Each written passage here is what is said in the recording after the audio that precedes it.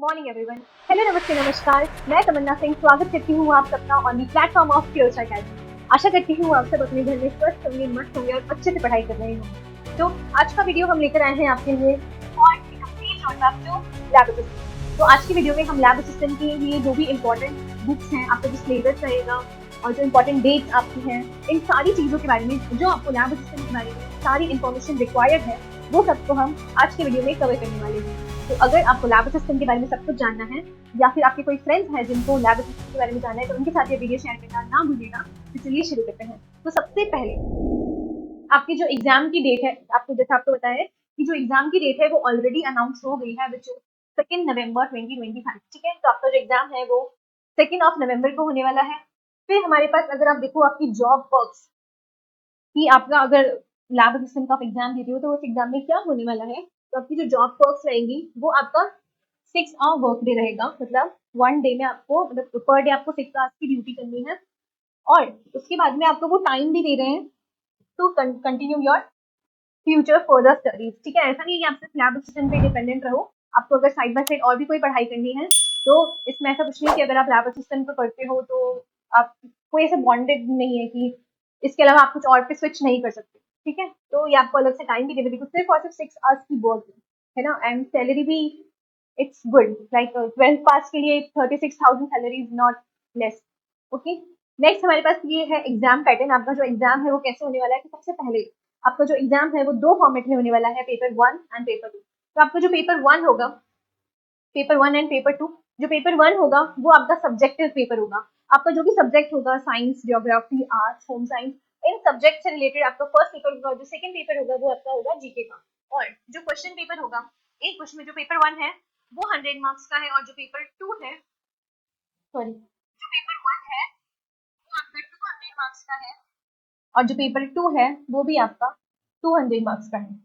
ठीक है, तो आपका जो सब्जेक्टिव पेपर होगा, जो सब्जेक्ट आपके लिए होंगे वो 100 क्वेश्चन होंगे एक पेपर में। एक पेपर में आपके पास 100 क्वेश्चन है और एक क्वेश्चन 2 मार्क्स का है। ठीक है, एक क्वेश्चन 2 मार्क्स का है, 100 नंबर ऑफ क्वेश्चन जो है वो 100 रहेंगे। जो सब्जेक्ट वाला पेपर होगा, जो पेपर फर्स्ट होगा वो 100 क्वेश्चन का होगा, 200 मार्क्स का होगा। और जो जीके का जो सेकंड पेपर होगा वो भी 200 मार्क्स का होगा और 100 क्वेश्चन का होगा। तो यहाँ पे आप देखोगे तो आपके पास इक्वल वेटेज आ रहा है दोनों सब्जेक्ट्स का। जो आपका सब्जेक्टिव, जो मेन सब्जेक्ट है आपका geography, arts, home science, PCB, वो ये सारे सब्जेक्ट्स और जीके दोनों का इक्वल वेटेज है। आप किसी को भी अनबैलेंस करके नहीं चल सकते हो कि आप जीके को नेग्लेक्ट कर दो या फिर आपका कोई भी सब्जेक्ट स्ट्रॉन्ग है आप उसको नेग्लेक्ट कर दो। दोनों का वेटेज इक्वल है और आपको इक्वल प्रिपेयर करना है दोनों के लिए। ठीक है, नेक्स्ट हमारे पास है आपका सिलेबस। तो जो आपका जनरल नॉलेज का रहेगा, पीसीबी वालों को तो पता है 11th और 12th का जो भी पीसीबी का सिलेबस रहेगा वही रहेगा। और जो दूसरे सब्जेक्ट्स हैं, होम साइंस, आर्ट्स, ज्योग्राफी वाले, उनका भी जो 11th 12th का सिलेबस है वही रहने वाला है। लेकिन यहाँ पे जीके का आप अगर देख लो तो आपके पास ज्योग्राफी आएगी, पॉलिटिक्स आएगी, राजस्थान की हिस्ट्री एंड जनरल नॉलेज आएंगे, साइकोलॉजी, आपको थोड़े बहुत क्वेश्चन साइकोलॉजी के देखने के मिलेंगे और साथ में करंट अफेयर्स भी आएंगे। ठीक है, यहाँ पे आप ऐड कर लो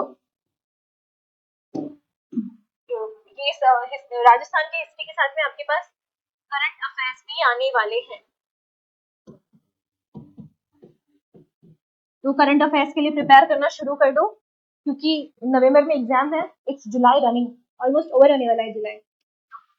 अगस्त, सितंबर, अक्टूबर, 3 मंथ्स है आपके पास and 3 months are enough to prepare for any exam अगर आपने 11th और 12th किया हुआ है। पेपर 1 आपका जीके का हो गया यहाँ पे। जीके आपकी जो करंट अफेयर्स है वो आने वाला है और राजस्थान का जीके यहाँ पे आने वाला है, ज्योग्राफी और पॉलिटिक्स यहाँ पे इंक्लूड होने वाली है। और जो पेपर 2 है वो आपका सब्जेक्ट स्पेसिफिक होने वाला है। ओके, नेक्स्ट आपको कौन सी बुक्स पढ़नी है। अब ऐसा होगा कि मार्केट में तो बहुत सारी बुक्स हैं जो आपको अपनी तरफ अट्रैक्ट करेगी कि इसमें शॉर्ट नोट्स आएगी, बुक्स देख लेते हैं, या फिर कहीं पे आपको ऐसा होगा कि बना बनाया मटेरियल मिलेगा, फटाफट फटाफट बस रिवाइज करना रहेगा। तो ऐसा काम बिल्कुल नहीं करना है, आपको सिर्फ और सिर्फ एनसीईआरटी स्पेसिफिक बुक्स ही रखनी है प्रिपरेशन के लिए।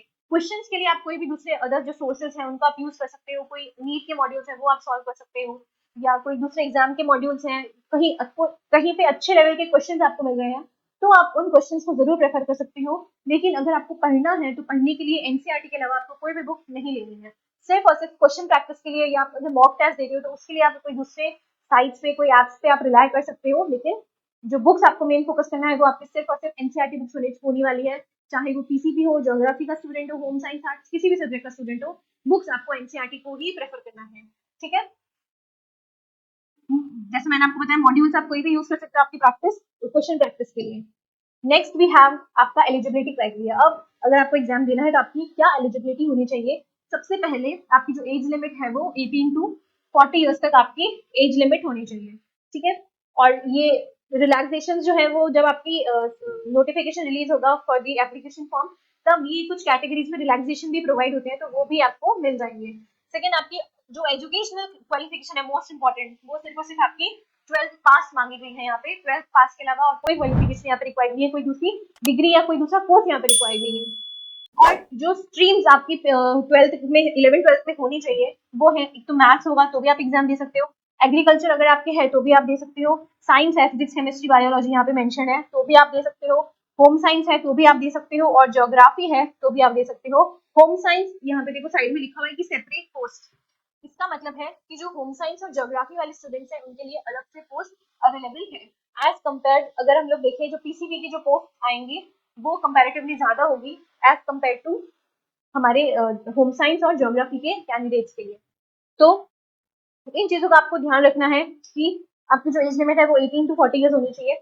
और एक चीज की अगर मैं बात करूं तो अभी तक जैसे हमने देखा है कि जो भी सोशल मीडिया पे अभी तक न्यूज है उसके अकॉर्डिंग ऑलमोस्ट 1000 सीट्स आपके पास अवेलेबल है, जो गवर्नमेंट रिलीज करेगी जब भी एप्लीकेशन फॉर्म, तब तक ये शायद कंफर्म हो जाए।